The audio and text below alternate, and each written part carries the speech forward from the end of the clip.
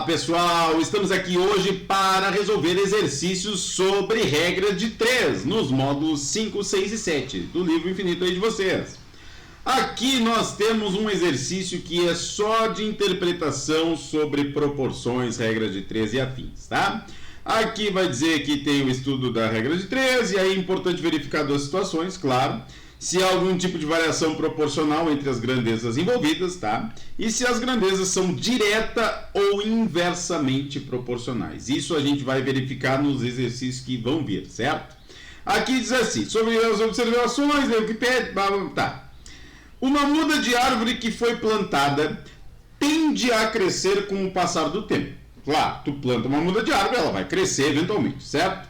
Nesse caso, há uma proporcionalidade entre as grandezas envolvidas, tempo e altura.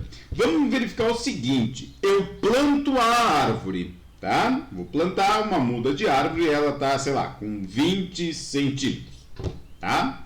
Muito bem. E aí eu passa uma hora, muito bem, e ela segue com 20 centímetros. Passa 2 horas e ela segue com 20 centímetros. Se eu dobrar a quantidade de horas, não dobra a altura da minha muda de árvore que eu acabei de plantar. Certo? Então a resposta aqui é não. Pois, vou botar aqui um exemplo, tá? Pois, se dobrarmos o número de horas, não significa que a altura da árvore, né, também irá dobrar. Muito bem. E nesse exercício aqui eu tenho que botar o porquê do não? Tenho, porque ali diz assim, justifique sua resposta. Então eu tenho que explicar o porquê, tá?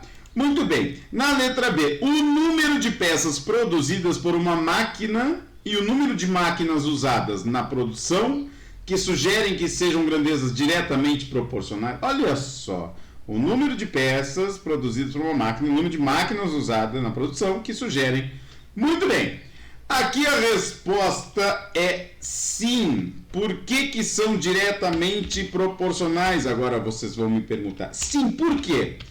Porque se eu aumentar o número de máquinas que eu uso na produção, é óbvio que vai aumentar o número de peças produzidas, certo? Se eu tenho 2 máquinas que produzem 200 peças, se eu botar 4 máquinas, vai produzir 400 peças. É natural que aumente o número de peças conforme eu aumento o número de máquinas, certo? Então, porque se eu aumentar o número de máquinas, consequentemente, irá aumentar o número de peças produzidas. Vocês não precisam responder assim, dessa maneira toda, né? Pode colocar assim, se eu aumentar as máquinas, vai aumentar as peças. Pronto, tá bom assim, tá?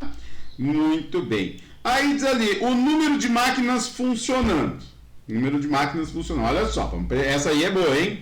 O número de máquinas funcionando e o tempo necessário para se fazer uma mesma quantidade de peças sugerem que sejam grandezas inversamente proporcionais.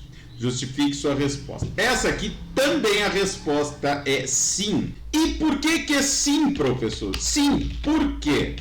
Porque se eu aumento o número de máquinas funcionando, é natural que o tempo para produzir o mesmo número de peças, vejam bem, o mesmo número de peças, tá? Eu aumentei a quantidade de máquinas, então vai reduzir o tempo para produzir essa mesma quantidade de peças, certo? Então, porque se eu aumento o número de máquinas, o tempo de produção diminui.